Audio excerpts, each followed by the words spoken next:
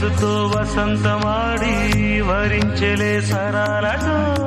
మిలా మిలా హిమాలే జల జల ముత్యాలుగా తడ తడ గడన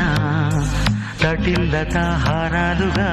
చేతులు తాకిన కొండలకి చలనం వచ్చనులే ముందుకు సాగిన ముచ్చటలో